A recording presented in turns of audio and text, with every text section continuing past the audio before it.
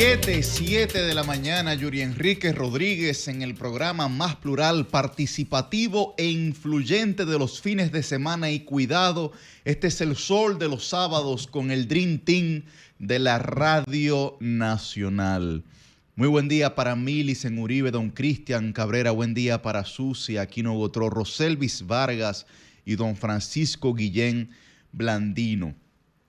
Hoy es sábado 26 de abril y como siempre pueden sintonizarnos a través de nuestras diversas frecuencias, la 106.5 FM para Higüey y el Gran Santo Domingo, la 92.1 FM para todo el Cibao, la 94.7 FM para el sur y el este y la 88.5 FM para la bella y hermosa Samaná. Además, como siempre, estamos por Telefuturo, Canal 23, por RCC Media en YouTube y por solfm.com.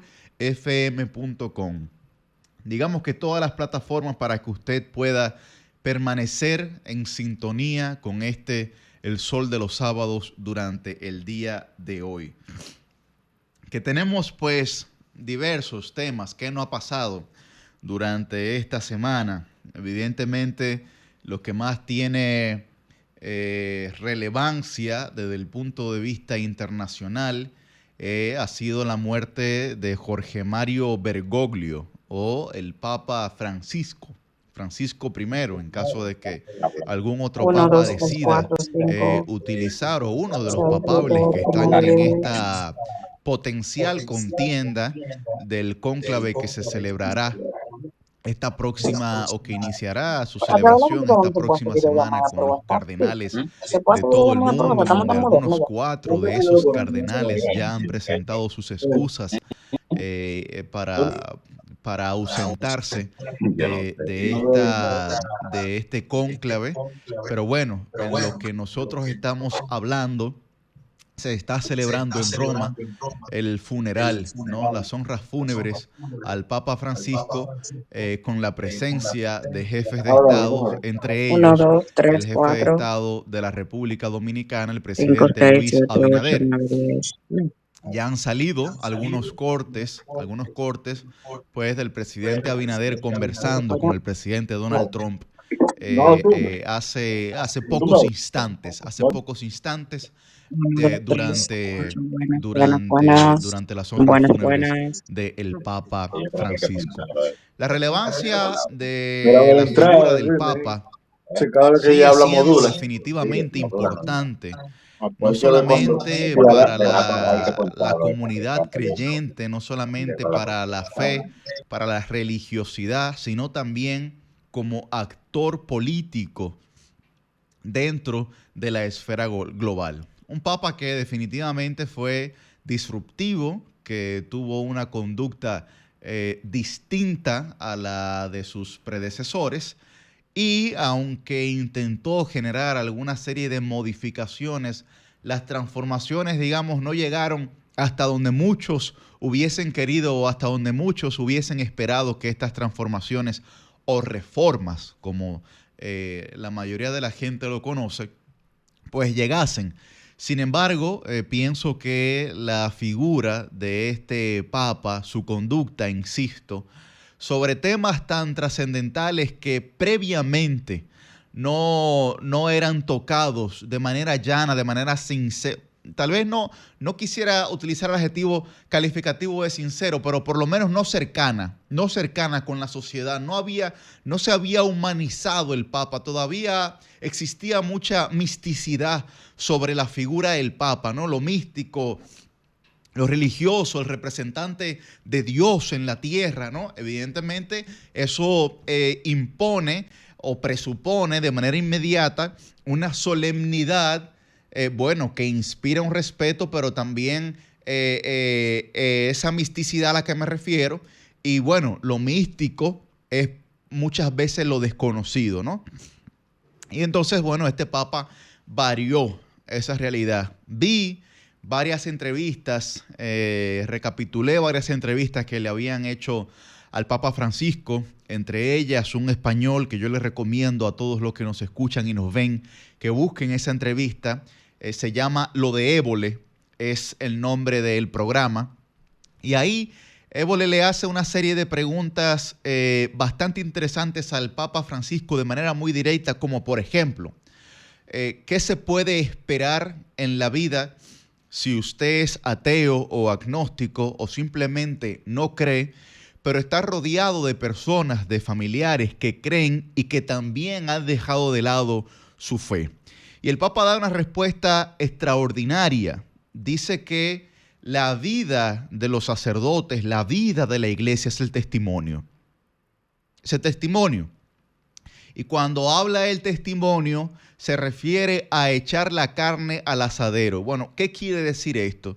Que el Papa se refiere a que cuando usted se olvida de que usted es un pastor de muchas ovejas y tiene que actuar en virtud de esa realidad, y luego si deja de actuar en virtud de esa realidad, lo que se convierte es en un clérigo del Estado del Vaticano, pero no realmente en un pastor de ovejas, es lo que se refería el Papa. Y eso es un aprendizaje no solamente para los que tenemos fe o los que nos congregamos o los que practican de manera ferviente la religión, sino también que es un mensaje político lo que el Papa está enviando, de decir, bueno, cuando bueno, ahí tenemos en pantalla para que la gente que nos ve por televisión o por YouTube pueda ver la cercanía de la conversación, ¿no? Es literalmente un cara a cara.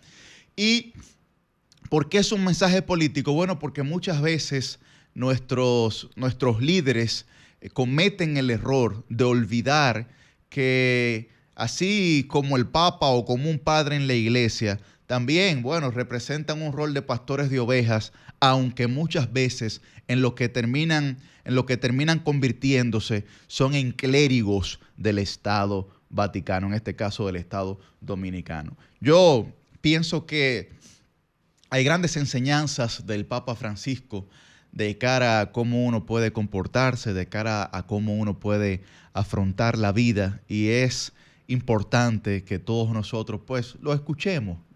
Si usted, mire, si usted no cree en Dios, si usted no le gusta leer la Biblia, si usted entiende que la fe no resuelve sus problemas, perfecto, pero escúchelo, que de todo se aprende, hasta del chinero se aprende, y eso es, desde mi punto de vista, lo más importante. ¿Qué pasará a partir de ahora? Es la gran incógnita.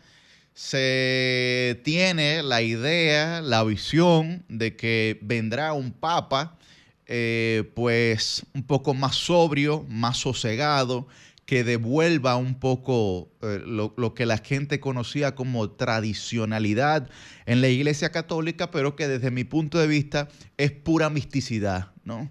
Es pura misticidad, es alejamiento de una figura esencial para poder conseguir resultados en un mundo cargado de incertidumbres, y que a pesar de que su designación como papa responda en primera instancia a un criterio religioso, no quiere decir que se desmerita su postura como figura influyente dentro de la sociedad global.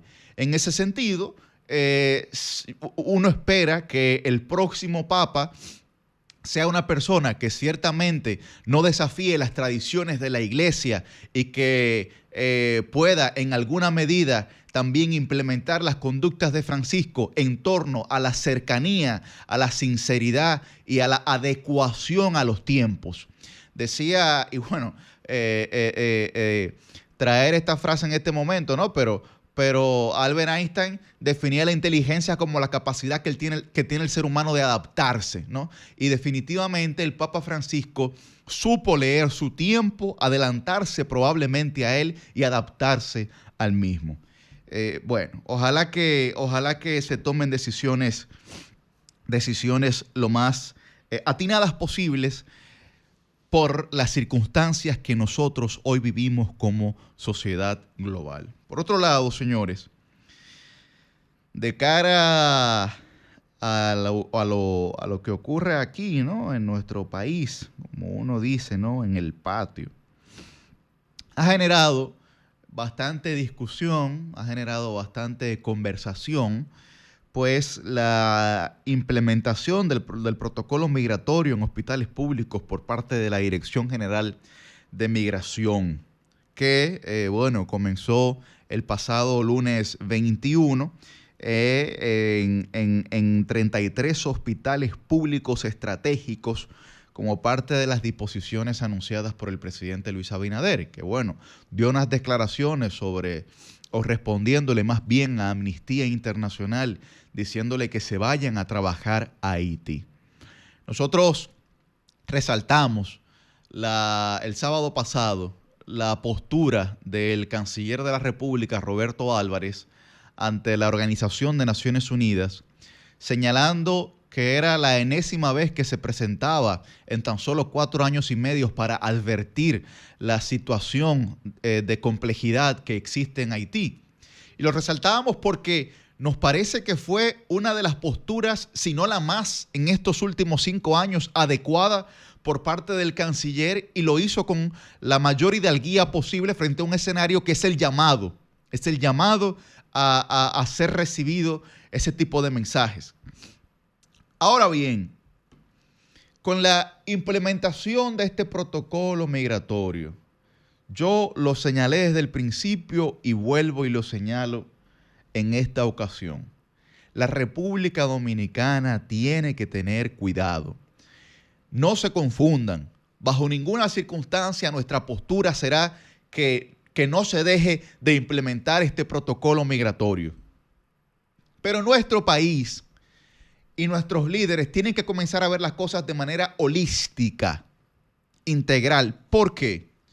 Bueno, porque la República Dominicana tiene una serie de sectores trascendentales para su economía que desde enero de este año están en franco de crecimiento.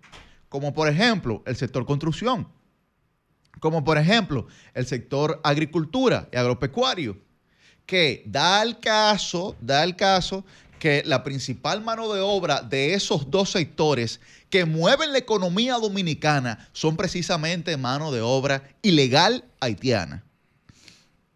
¿Por qué señalo eso? Porque el tercer elemento de la médula espinal de la economía dominicana es el turismo. Bueno, señores, pero a este país hay mucha gente que le tiene ganas en el extranjero. Mucha gente que le tiene ganas para desmeritar a la República Dominicana y generar campañitas en contra, para que el turismo descienda y no solamente que la economía de nosotros se resienta, sino que también nosotros perdamos una posición de principalía en temas de turismo a nivel global. A nivel global. Entonces, cuando las acciones son desmedidas, se producen justificaciones para que esos adversarios y enemigos de la República Dominicana en el extranjero tengan suficiente material como para poder atacarnos. Y a eso que me refiero. No es que se deje de implementar. Ahora, esa implementación tiene que ser impecable. De ahí no se pueden generar escándalos cotidianos como se generaron esta semana. No se pueden generar esos escándalos cotidianos. Y bueno, lo que voy a decir puede sonar con bastante crudeza, pero los que realizan estos operativos deben de ser conscientes de que no pueden proveer material de manera medalaganaria, material audiovisual. Porque si proveen material audiovisual de la implementación de estos operativos, bueno, entonces también le está dando más justificación y le está dando muestra, evidencia, si las cosas no se hacen de manera correcta. Si se hacen de manera correcta, no hay nada que no se pueda realmente pues, mostrar dentro de la sociedad, no solo dominicana, sino también del criterio internacional. Ahora, nosotros tenemos que ver hacia adentro cómo vamos a resolver problemas tan trascendentales como el de la construcción y el de la agricultura, que ahora mismo están absolutamente resentidas. Nosotros conocemos de constructores y de agricultores, de proyectos, de desarrolladores, tanto en el este, en el sur, en el nordeste, que no tienen la capacidad ahora mismo de cumplir con sus adquirientes de buena fe porque no tienen trabajadores suficientes o dispuestos como para poder desarrollar el compromiso que habían asumido. Entonces, pienso que el gobierno tiene que también buscar medidas factibles a estas situaciones que se están generando por una política migratoria que para muchos está bien, desde algún punto de vista puede ser agresiva, pero que si bien es cierto, favorece a la República Dominicana, también desfavorece de manera directa a dos sectores productivos claves para la médula espinal económica de la República Dominicana. Buen día, Francisco. Buenos días, Yuri. Buenos días a todo el pueblo dominicano que nos sigue como cada sábado. Este sábado con la triste noticia, como ya bien explicabas, del fallecimiento del Papa Francisco, de Mario Jorge Bergoglio.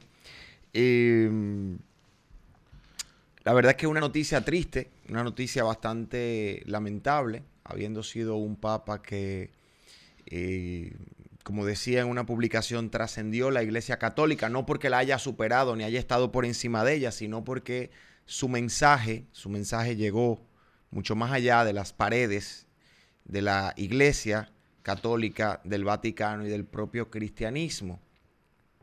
Creo que es un tema que tendrá alguna recurrencia durante el programa de hoy, porque hace apenas unas horas empezó el servicio formal de las honras fúnebres del Papa, con todo el protocolo de Estado que lleva el funeral del jefe de Estado del Vaticano, además de cabeza de la Iglesia Católica como sucesor del apóstol Pedro. Es importante que le demos seguimiento a este tema porque más allá, ¿verdad?, de los criterios religiosos y del seguimiento que como cristianos podamos darle a la sepultura del Papa, hay una presencia importante de jefes de Estado y jefes de gobierno de países de todos los continentes, con lo cual los matices políticos y algunas situaciones propias de estos encuentros podrán ser traídos a lo largo del programa. Algo que me gustaría destacar, Yuri, sobre el Papa Francisco es justamente ese derecho de elección que tienen los nuevos papas elegidos para seleccionar un nombre libremente durante su papado. Y por primera vez un papa elige el nombre de Francisco en honor a San Francisco de Asís. Quiero hacer la observación, porque justamente San Francisco de Asís es el santo patrono del colegio donde yo estudié, el Serafín de Asís, y bueno, es mi santo, vale decir, y me siento... Sí, me siento bastante conectado con el mensaje que se manda, con las enseñanzas de San Francisco de Asís, justamente por las razones por las que Bergoglio eligió el nombre de Francisco para su papado. Porque San Francisco de Asís fue un hombre dedicado a las enseñanzas de la pobreza, de la humildad material y de la humildad de corazón. Es el santo patrono también de la protección de la creación, es decir, del medio ambiente, la naturaleza y de los animales. Y además es el santo de los más vulnerables. Digamos que ese fue un mensaje que mandó durante su vida, razones por las cuales luego de haber fallecido San Francisco de Asís o Francisco de Asís fue hecho santo. Fue hecho santo y por primera vez un papa elige este nombre en honor a las enseñanzas de San Francisco de Asís, lo cual me parece sumamente interesante, sobre todo si tomamos en consideración que las decisiones que tomó Francisco durante su papado, Bergoglio, estaban acorde con su línea de pensamiento como jesuita y como cristiano. Francisco vivió durante su papado y desde que era obispo en Buenos Aires, en Argentina, vivió de forma humilde en términos materiales y en términos espirituales. Y este mensaje de humildad pues lo acompaña hasta su sepultura, porque Francisco eligió incluso no ser sepultado exactamente, en las grietas de la basílica, sino en la Basílica de Santa María la Mayor. Tampoco vivió dentro de la opulencia del Vaticano, sino que estaba en una habitación sumamente sencilla y digamos que renunció a la mayoría de los privilegios y de los lujos que un papa como jefe de Estado puede tener. Fue el primer papa jesuita y el primer papa sudamericano. Creo que a lo largo del programa podremos profundizar en otros aspectos. El papa americano incluso. Sí, sí. Americano incluso. Occidente, sí. Y bueno, queda la incógnita, Yuri, muy bien lo decías, sobre quién será elegido papa luego de que se agoten los procedimientos de rigor. Se ha convocado, ¿verdad?, todo este pleno de obispos. Que hay que señalar, Frank, que yo mencionaba el mensaje político del Papa Francisco. Hay que señalar que no era ningún tonto también con los nombramientos de los cardenales. No. Porque no ese de los cardenales que van a poder elegir al Papa, que son aproximadamente 133, 134. Yo mencionaba que 4 de ellos ya han presentado excusas para sus ausencias. El Papa Francisco nombró a más del 80% de ellos. Correcto. A más del 80% de los que van a elegir ahora el nuevo Papa. Sí, pero hay que recordar también el contexto en el que entra Francisco. Él no entra tras el fallecimiento de un papa. Él entra tras la renuncia de Benedicto. Sí, de Ratzinger. Entonces, él entra entendiendo muy bien cuál era su papel ahí, que era un papel casi de transición. Claro, pero a pesar de lo que la gente pueda pensar de este papa humilde, de este papa con una conducta distinta, que tú muy bien has dicho, trasciende las paredes de la iglesia, políticamente hablando, no era ningún loquito. Pero que los nombró porque tocaba, Yuri, o por cuestión de edad, porque hacía falta reemplazar un papa. Sí, por varias razones, ¿no? Y hay muchos de los cardenales, recuerden, hay muchos de los perfil de los elegidos. Claro, es que un perfil que responde a los bergoglianos, que es lo que ya muchos, claro, que es mucho de lo que los analistas del Vaticano están señalando, el criterio bergogliano, porque además hay que recordar que el Papa Francisco sacó muchos cardenales también, lo despachó vinculados a temas de fraude financiero en el Vaticano, a temas de abusos sexuales, etcétera, a los más radicales, que eran posiblemente los que habían incurrido en esas imputaciones, el Papa Francisco también los descartó. Entonces, por eso digo, desde el punto de vista político, no, que la iglesia es un ente político. Correcto, el Papa Francisco actuó de manera correcta. Habrá que ver. Ustedes saben que cobra como mucha relevancia. Yo que la vi recientemente, la película esta Cónclave, no sé cuántos de nuestros oyentes la hayan visto también, que me parece que en mucho pudiera dar pie a que la gente empiece a hacer elucubraciones, qué sé yo, sobre lo que se pudiera dar ahí sobre la elección del próximo Papa, pero quienes no la han visto, búsquenla, miren a ver en qué plataforma de la que está, usted la puede ver, que precisamente su nombre de cónclave, o sea, el de la película, viene dado pues por ese evento, proceso de elección. Ese cónclave, así mismo se llama, que se da pues para elegir el Papa. Y es precisamente lo que significa la película para quienes no la han visto. Y cómo, al menos en la trama de la película, pues se desarrolla, digamos, ¿un qué? Como una trama, como un... No, la trama, la trama es una lucha de poder. Sí, es una lucha de poder. Es una campaña eclesial. Correcto, es una campaña, pero eclesiástica, exactamente. Detrás de la elección del Papa. Yo creo que esto lo explica muy bien. Amén de lo que explica la película, yo creo que lo bueno sería aprender un poco con esta filmografía, pues aprender un poco del procedimiento que viene ahora con la elección del Papa. Quería cerrar ese comentario justamente Roselvis, a propósito de lo que mencionas, porque ya luego que terminemos toda esta parte protocolar del funeral, vienen los procedimientos para iniciar la elección del nuevo Papa. Y aquí se van a dar temas interesantes porque tenemos una diversidad de perfiles en la cartera de elegibles que va desde Luis Tagle, que sería, en caso de ser elegido, el primer papa asiático, y ha mostrado una actitud y una forma de pensamiento sumamente progresista liberal, digamos bastante flexible, más incluso que el Papa Francisco, con temas que son normalmente muy cerrados en la Iglesia Católica. Y en el otro extremo de la balanza de elegibles tenemos a Robert Sara, que es un africano nacido en Guinea y que representa una de las alas más conservadoras de la Iglesia Católica en todo el mundo. De hecho, ha hecho declaraciones sumamente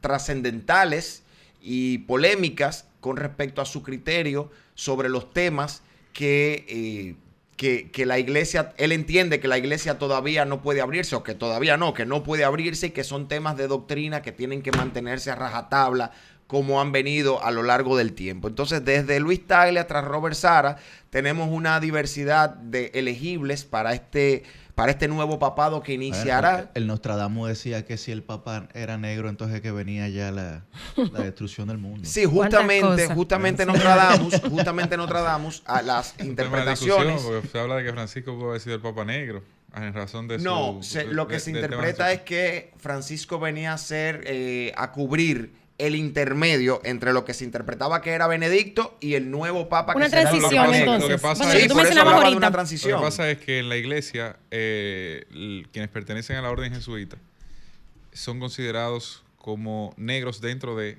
la iglesia en razón de la sotana y la... Un tema de la vestimenta, pero un tema sobre todo conductual. Claro, de su criterio. Recuerda que el voto de pobreza, esa es una de las órdenes que ejerce voto de pobreza, por ejemplo. Es una de las órdenes que trata el tema de la pobreza. Entonces, en un cargo con ese peso político y administrativo, como lo sería el Papa, por eso algunos entienden que el Papa Negro ya fue Francisco. Hay otros que entienden que el Papa Negro podría ser una persona de tez oscura. Literalmente. O sea, hay dos versiones en esa dirección. Que de hecho Robert Sara podría ser uno de ellos, y el otro es Peter Turkson, que es el cardenal de Ghana.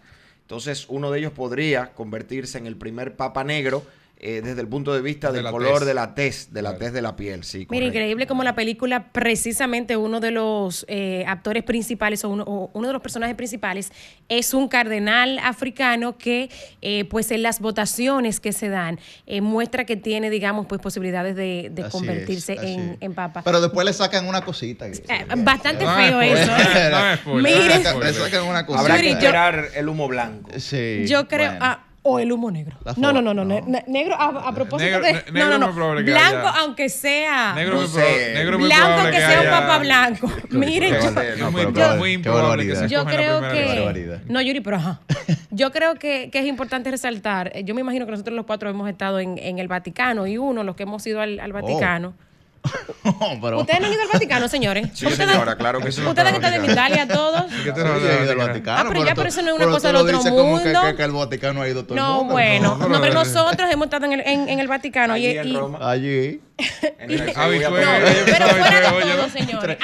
Entre Lucas y Juan Mejía. Ahora bien, si uno está sentado aquí, uno tiene algún manejo de información o alguna experiencia que ha adquirido, pues vamos a compartirla con la gente. Porque una cosa es lo que tú has leído y otro es lo que tú has podido ver. Bueno, los que han ido al Vaticano, lo han leído, lo han visto, sabrán, y si no, pues sepa que los papas se suelen enterrar. Cuando usted va al Vaticano, que usted entra a la capilla, a San Pedro, usted ve, a la Basílica de San Pedro, usted ve los nombres, los epitafios de los papas que son sepultados ahí mismo, debajo de la Basílica de San Pedro. Entonces, en 100 años, que es un dato bastante interesante, Francisco será el primer papa que no va a ser enterrado ahí, donde tanto usted entra y eso es como si fuera un panteón, un mausoleo con todas las... Como en las instituciones públicas que ponen un mural de exdirectores. Él va a ser el primero en este siglo, en los últimos 100 años. En los últimos 100 Porque años. ya donde él va a estar, en la Basílica de Santa Marta, hay otros papas, perdón, de Santa María, hay otros papas enterrados, pero de periodos anteriores. Y yo creo, pero bastante interesante, o sea, para nuestra generación y aún las dos generaciones por encima de nosotros que quizás no han vivido algo como esto muestra también pues parte de esa peculiaridad de Francisco, de esa humildad. Él solicitó pues ser sepultado, como decía Francisco, pues en esta capilla franciscana. Basílica que está a 3 kilómetros más o menos. Reseña CNN, déjame ver. Una tumba sencilla a 3 kilómetros de distancia en la Basílica de Santa María la Mayor. Eso, como sabemos, el funeral está teniendo lugar pues este sábado en la Basílica de San Pedro, y luego pues va a ser trasladado allí el féretro, ¿verdad? Creo que es un dato bastante interesante y que aún en el final, digamos, de la presencia de su cuerpo en este plano físico y delante de todos los que están allí, creo que es bastante interesante que nos siga hablando de la personalidad y el temperamento de Francisco. Señores, un dato importantísimo que no se puede quedar para la comunidad católica es que es la primera vez, oficialmente, la primera vez que fallece un papa durante un año de jubileo. El año 2025 es un año de jubileo y el año de jubileo es todo un periodo de 12 meses que abre el Vaticano cada 25 años, que abre el Papa, que es un periodo de peregrinaje o representa el peregrinaje donde se convoca a toda la comunidad católica del mundo a que vaya a Roma, a que vaya al Vaticano para su santificación, el perdón de sus pecados, la limpieza, la pureza de su espíritu. Y bueno, que el deseo de Francisco era precisamente cuando estuvo interno, que dijo que su intención era recuperarse para disfrutar del jubileo. Correcto. Entonces este año 2025 es año de jubileo para toda la comunidad católica. De hecho, Roma ha estado sometida desde hace un año y pico, 2 años y pico, a remodelaciones de todas sus calles, monumentos, áreas de atractivos turísticos. Ha habido un movimiento económico importantísimo en Roma, esperando a los millones de fieles católicos que van a visitar Roma justamente en este año del jubileo.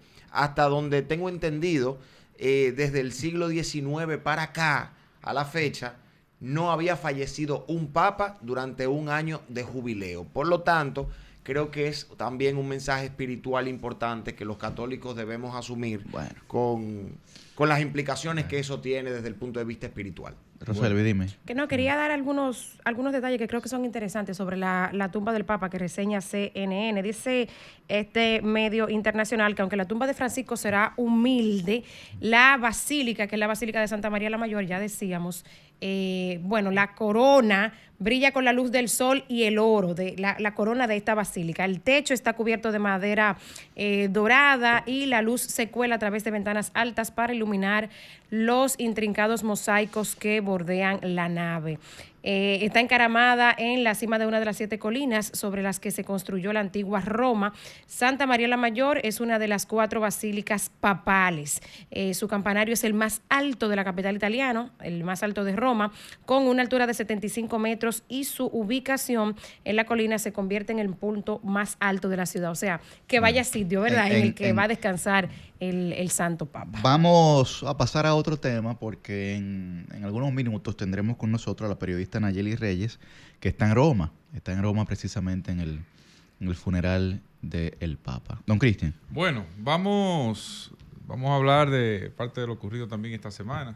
Hay varios temas en el ambiente, desde narcorregidores hasta temas vinculados a la Cámara de Cuentas, que finalmente esta semana se escogió y dejó ahí su sello luego de pasar el filtro del Senado de la República y de la Cámara de Diputados antes de esto. Estamos hablando de que finalmente concluye la era de el señor, ¿cómo se llama? Janel. El infame Janel Ramírez, que no fue a trabajar este año. Ya finalmente, sí, no entregó. O sea, no hubo un acto ni nada donde él se presentara en ese sentido. No sé si habrá dejado algún informe desde diciembre del año pasado, pero bueno, ya concluye allí la era Janel Ramírez. Ojalá que la Cámara de Cuentas logre hacer algún trabajo, pero bueno, entre los elegidos. Presidente emérito de la peor Cámara de Cuentas que ha tenido la República Dominicana en su historia, desde cuando era colonia española. Que es mucho decir, porque nosotros hemos tenido Cámara de Cuentas mala. Sí, pero como esa ninguna. O sea, nunca nosotros habíamos tenido una. Nunca nosotros habíamos tenido una Cámara de Cuentas con situaciones de acoso, violación y cualquier otro tipo de delito sexual que se plantee. Entonces, en esa realidad, bueno, el pleno escogido, encabezado por Emma Polanco, ya ha sido un tema bastante discutido, Francisco Tamares Florentino, Francisco Alberto Franco Soto, Ramón Méndez Acosta y Griselda Gómez, que son los que estarán al frente de la gerencia de una entidad como esta, que no tiene otra cosa que fiscalizar, o que auditar más bien, el rol de la administración pública, tanto en el gobierno central como en los distintos poderes del Estado y organismos extrapoder.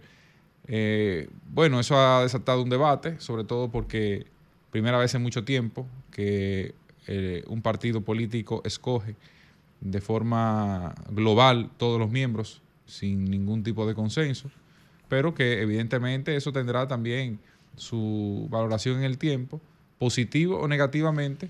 El resultado sabremos directamente a quién presentarle, exigirle cuentas de esa Cámara que estará fiscalizando, o estará más bien auditando, reitero el término, auditando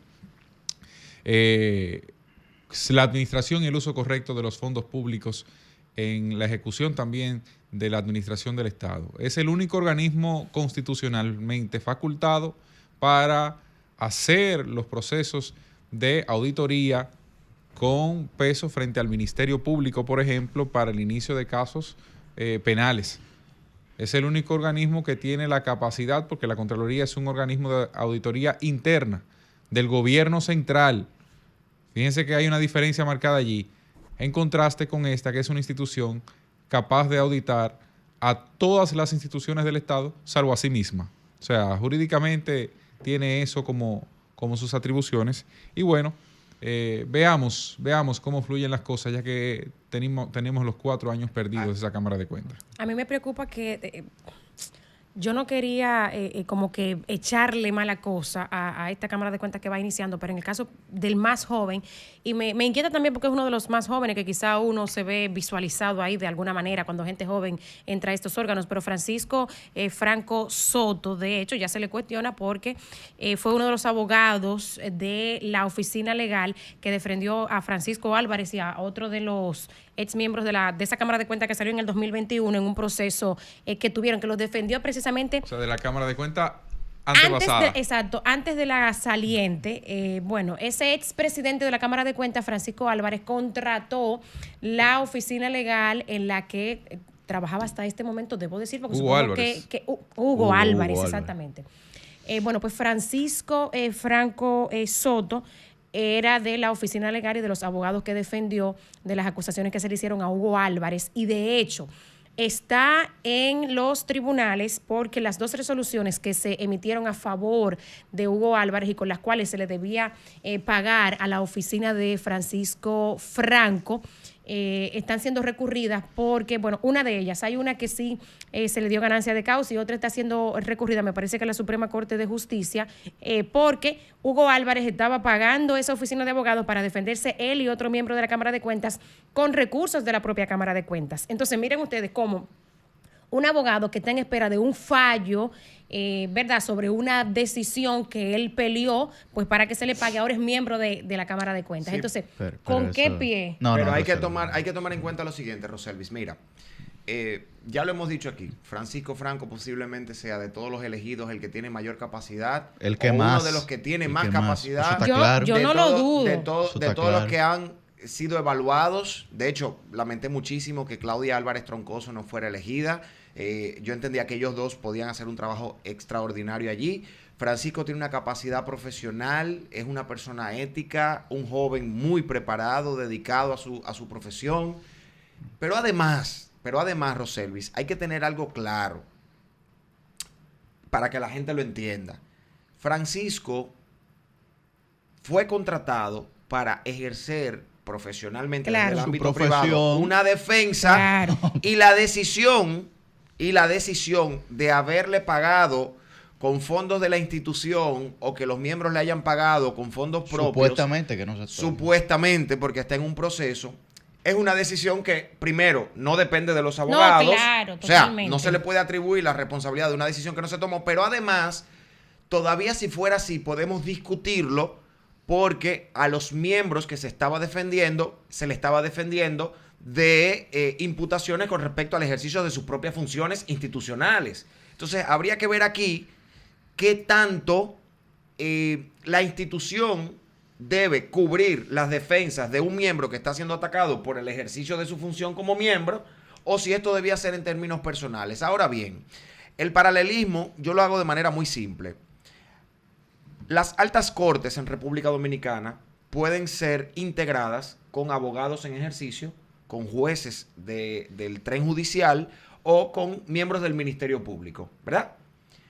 Hasta el momento en el que un abogado en ejercicio privado es elegido para una alta corte, ese abogado está llevando casos y procesos. Pero claro. Y puede ser incluso que en el marco o en el curso de un proceso, un abogado haya recusado a un juez con el que dentro de 2 meses tenga que sentarse en el mismo tribunal de juez a juez. O que en el mismo tribunal ese abogado tenga que dilucidar un tema que él estaba llevando en esa misma sala o en esa misma jurisdicción y tener que inhibirse, ¿tú entiendes? Porque lo van a recusar de inmediato. Claro. Entonces tiene que inhibirse de manera inmediata para que no ocurra la recusación.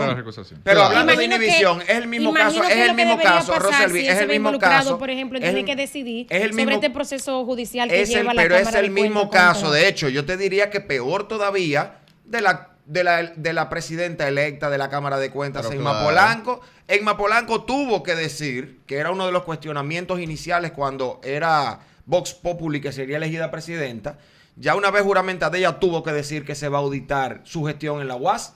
Y ella va a ser la presidenta de la Cámara de Cuentas que va a auditar la gestión de ella misma en la UAS.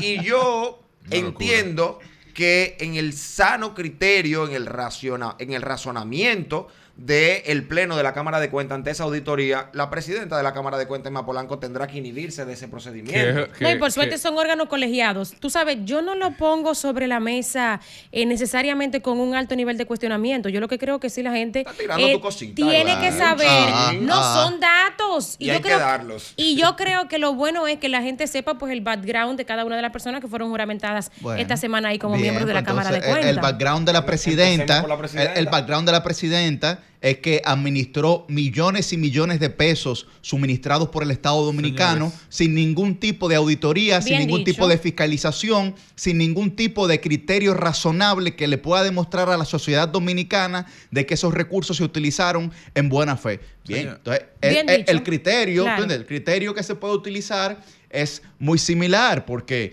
tú tienes una una Cámara de Cuentas ahora que ojalá y no sea el caso, pero que lo que parecería es que procura garantizar, yo no voy a utilizar el término de encubrimiento como mucha gente lo ha sabido utilizar de manera irresponsable, pero procura, soslayar, sopesar todo lo que ha ocurrido en el único gobierno que nunca ha sido auditado, que es este gobierno. El único gobierno en la historia de la República Dominicana. Mire, usted puede decir que la Cámara de Cuentas, como decía Cristian, hemos tenido cámaras de cuentas malísimas. Ahora, el gobierno que se proclama como el gobierno de la transparencia y del cambio institucional es el único gobierno en la historia republicana de este país que nunca ha sido auditado. Que se benefició de una Cámara de Cuentas que no funcionaba la mantuvo. Es el tema. Lo que pasa es que aquí hay mucha gente distraída, pero el tema real, el tema real es ese. Estamos hablando de Cámara de Cuentas que la elige el Poder Legislativo, que es un poder del Estado diferente al Poder Ejecutivo. No, pero discúlpame. Bueno, no, está disculpada, pero hay porque vamos a decir las cosas como son. Bueno, sí, es verdad. Es cierto. Bueno, pues entonces yo diría que eso habla, si ustedes quieren, de lo mala que han sido la Cámara de Cuentas, pero ¿qué tiene que ver el gobierno con eso? Es cierto. Vamos a hacer una pausa, señores. Mal por la Cámara de Cuentas. Vamos a retomar el tema, pero tenemos a Nayeli Reyes. Es cierto, lo que plantea Roselvi es correcto desde el punto de vista institucional.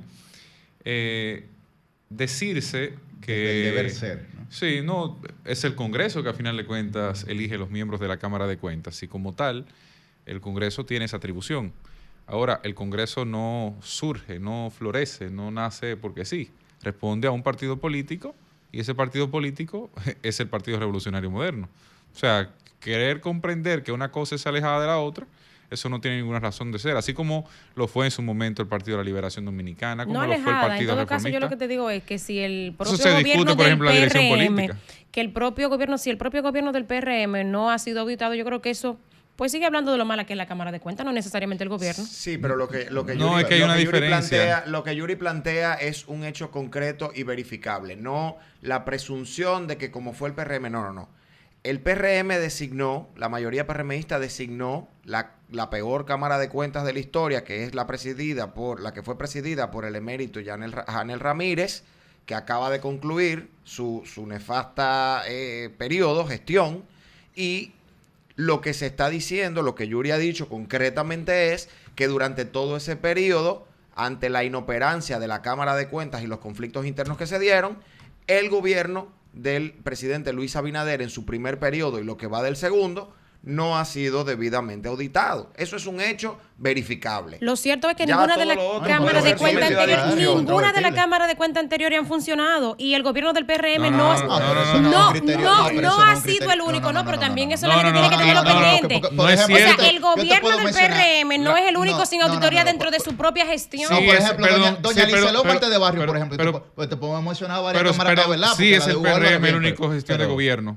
Sí es el PRM la que salió en el 2021. Auditó. Malas auditorías, pero auditó. Pero qué perla de Cámara de Cuentas. Pero está bien, pero auditó. O sea, presentaron auditorías.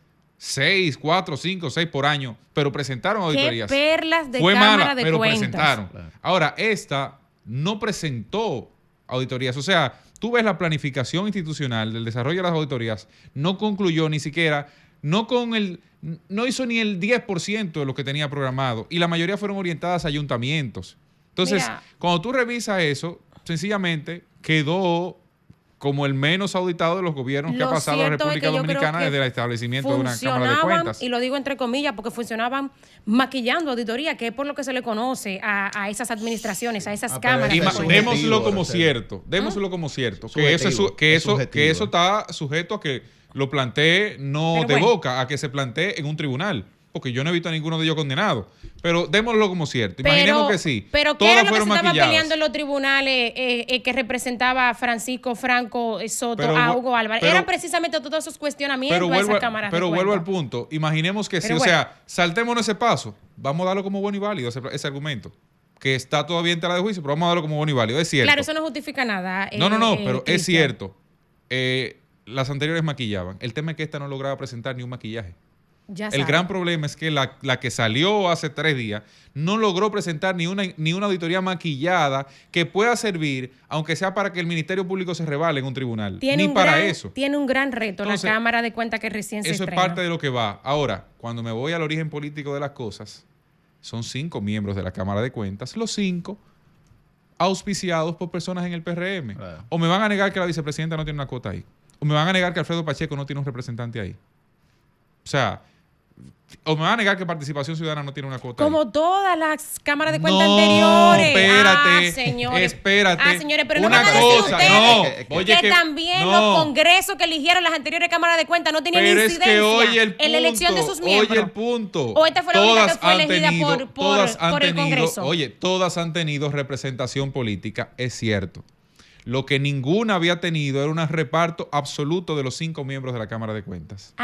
Entonces el problema es ahora que la única incidencia del PRM. Pero cuando la incidencia venía de todos los partidos, ahí pues nos sentíamos más cómodos. Lo que pasa es que cuando se repartían los miembros de la Cámara de Cuentas entre todos los partidos. Lo que pasa es, que en las sociedades...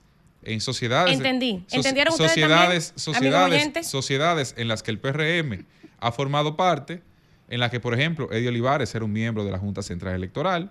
En ese momento no era malo el reparto. O que doña Liceló era presidenta de la Cámara de Cuentas. Entonces, con una vinculación al Partido Reformista. O cuando Roberto Rosario era presidente de la Cámara de Cuentas y ahora es uno de los principales activistas de la Cámara de Cuentas. No, perdón, de la Junta, eso es lo que te quiero decir. Pero porque tú pones el ejemplo de Eddie Olivares. ¿Por qué pongo el ejemplo de Olivares? Porque había un balance en el proceso de desarrollo de la composición de esos cuerpos. Que todo el mundo y como balance ahí. Permitía que, para bien o para mal, todos los partidos políticos tuvieran por lo menos una voz. Partido político de verdad. Yo creo que por eso que hay que bajarse a buscar votos y a ganar curules, señores. Partido político. Todos los estamentos de la sociedad tienen que fajarse para estar representados en el Congreso, porque al final esas son funciones constitucionales que tiene el Congreso. Pero volvemos al mismo punto. La Cámara de Diputados y el Senado. Entonces tú me das razón. Porque el Congreso... tú eres el que está sosteniendo que esas personas que fueron electas en la Cámara de Cuentas son cuotas de fulano. Eso lo dijiste tú. Eso es correcto. Ahora bien, Si eso es así, y yo no lo pongo en duda, no tengo prueba, pero no lo pongo en duda porque tú lo estás diciendo responsablemente aquí. Eso nos dice, señores, por qué nosotros tenemos que tener una representación equilibrada. Cuando usted vaya a votar, si le gusta o no le gustan las opciones que hay en su demarcación, vaya a ver por qué usted vota, porque esto finalmente lo que hacen nuestros senadores y diputados. Por ejemplo, dentro de esa... Te fuiste al extremo del tema, volvamos al tema, volvamos al tema. Lo que está pasando es que se está manifestando la democracia, la voluntad popular del pueblo que eligió ese Congreso. ¿Cuál es la democracia? Anda pa'l caray. El pueblo eligió ese Congreso y ese Congreso está trabajando para lo que se le eligió. Ok, entonces fue una mentira. Que haya minoría de la fuerza del pueblo y del PLD. Pero ¿de quién es responsabilidad? Entonces si nos vamos... Ese Congreso está cogiendo línea del Palacio Nacional. Dejemos de hablar como en las nubes. Entonces, lo que el presidente planteaba se convirtió en una mentira. Cuando él hablaba de una Cámara de Cuentas independiente. Bueno. Fue él que lo planteó, no fui yo. De hecho, lo planteó incluso para la escogencia de Janel Ramírez. Mira, yo creo cuando que pidió públicamente pidió públicamente, siendo investido como presidente de la República, esa Cámara de Cuentas tiene que renunciar. Nunca un poder constituido como el Ejecutivo se enfrentó a una Cámara de Cuentas en funciones. Que el Ministerio Público fue allá. Eso es una intervención de un poder en otro. Claro. Porque eso no es una solicitud. Francisco Franco y los demás terminen su administración. Entonces ahí yo creo que podemos pasar. Pero vamos a pasar balance. Es cierto, hay gente que tiene 3 días que se juramentaron. Es cierto, pero estamos presentando las razones que motivaron la escogencia. No estamos hablando de los resultados todavía. Cuando ellos salgan hablaremos de los resultados. Ahora estamos hablando del método de escogencia y del proceso de escogencia. Lo repito, tiene tremendo reto esta Cámara de Cuentas por todo eso que nosotros planteamos y por los antecedentes también. Todavía me gustaría que tampoco nunca se reveló en un claro ejercicio de ausencia de transparencia las calificaciones de los postulantes. Porque esas calificaciones de los postulantes nos hubiesen permitido conocer si realmente los que terminaron siendo electos fueron los que realmente cumplieron con las notas, con los requisitos para ocupar esas posiciones públicas. Bien, Cristian. Me uno a ese reclamo. Mira, el tema es el siguiente, Roselvis. El tema es el siguiente. Independientemente de acuerdo o en desacuerdo que uno esté, hay una realidad política que se impone. Una realidad política que ha transgredido, vulnerado, disminuido nuestra institucionalidad democrática. Y la realidad política es que en las posiciones que deben ser elegidas en el Congreso, por el Congreso Nacional para ocupar cargos en órganos extrapoder, como la Cámara de Cuentas, como la Junta Central Electoral, se hacen acuerdos políticos, todo el mundo busca alguna cuota mayor o menor de representación y eso es lo que se decide. Lo que ha pasado recientemente en los últimos 5 años es que el PRM, con la cantidad de compromisos que tiene y con esa proclividad, con esa facilidad con la que concentra poder sin socializar con nadie, ha ocupado todas las posiciones sin tomar en cuenta la representación de nadie más. Eso es lo que ha pasado. Con la curule que lamentablemente se ganó, ¿verdad? Lamentablemente no, con la que eligió el pueblo dominicano, pero no hay sentido democrático, porque cuando la mayoría aplasta a la minoría y no le importa un carajo lo que esté pasando, tú no puedes hablar de pesos y contrapesos, tú no puedes hablar de representatividad. El PLD tenía 31 de 32 senadores y como quiera hacía un ejercicio democrático con ese tipo de el dictador Danilo le dejó un asiento al PRM en la Junta, le dejó asiento en la Cámara de Cuentas. Y cuando seleccionaban los jueces también, habían emisarios que hoy son funcionarios de primera categoría, que yo no tengo realmente no tengo la autorización de señalar esos nombres, pero yo sé de primera mano de gente que llamó y dijo, mira, el de nosotros es fulano y es el que va. No, perfecto, ese es el de ustedes. Bien, no se fue, ya. Se acabó el pero en el propio seno, óigame, señores, hagan su trabajo en el propio seno. No, es que ahora mismo lo tienen que hacer los PRMistas que están ahí. Perdón, voy a hablar responsablemente. Perdón, Roselvi, voy a hablar responsablemente. Si yo hubiese ganado, estuviese haciendo mi trabajo ahí. Yo perdí. Entonces, como yo perdí, yo estoy haciendo mi trabajo aquí con este micrófono. Muy bien. A los que le toca hacer su trabajo allá son a los irresponsables que permanentemente están esperando una línea del Palacio Nacional para hacer lo que tienen que hacer, con intervención directa del Poder Ejecutivo. ¿Ustedes saben por qué? Porque tenemos 2 periodos consecutivos, el pasado y el que está corriendo en el Congreso Nacional, del Congreso más inoperante que ha tenido la República Dominicana. ¿Y tú de quién la ibas a esperar? Permiso. De la fuerza del pueblo, para que hubiera una Cámara de Cuentas, según tú, equilibrada y con representación de la Cámara de Cuentas. No. Tú estás claramente, permiso. Antes Tú lo que ustedes han descrito pero que es un antes, irrespeto de tu parte, tú estás lucubrando. Perdón. Que para que haya Yuri, una Cámara de Cuentas equilibrada, según lo que ustedes están pero planteando tienes que parar un segundo. Ustedes también. Yo te dejé hablar. No. Finalmente. Tú estás comportándote como un irrespetuoso. No, pero vamos. Claro, porque tú estás lucubrando que si la fuerza del pueblo, señores. Yo lo que estoy hablando puntualmente. Vámonos. Yo lo que estoy hablando puntualmente es del trabajo que está haciendo el Congreso. Que está esperando no sé qué. Pero antes de eso, ustedes describieron perfectamente que cada partido tenía una representación. Bueno, pero ahí ya, y un una momento, cuota. Roseli, Entonces, bien. tú como yo estoy hablando del trabajo del Congreso actual. Tú como fuercista, No, es que no se sentado en trata- el Congreso cuando te toque, no vas también a procurar que tu pero es que partido tenga un asiento en la Cámara de Cuentas. Bueno, no podemos adivinar lo que yo hubiese hecho, yo no estoy ahí. Correcto, porque Perfecto. Bien. Eso es elucubrar. Atención, oyente. Eso es elucubrar. No, pero espérate, porque no podemos tampoco sugestionar la postura de los demás. No podemos sugestionarlo. No, porque para empezar no se puede hablar. Quienes han escogido esta Cámara de Cuentas. Entonces, cuando yo me quedo callada soy buena y cuando hablo soy mala. Bien, es pero que no se todos trata de podemos eso. hablar. Perdón. Mi amor, pero yo te dejé hablar en su Perdón. momento. Ok. Y estuve callada. Ahí Cambio tú no fuera. dijiste, ¿qué cambio linda fuera. Roselvi? No, porque sí. Yo le estoy pidiendo perdón, que me dejen. Ya cierran el tema. El sol de los sábados.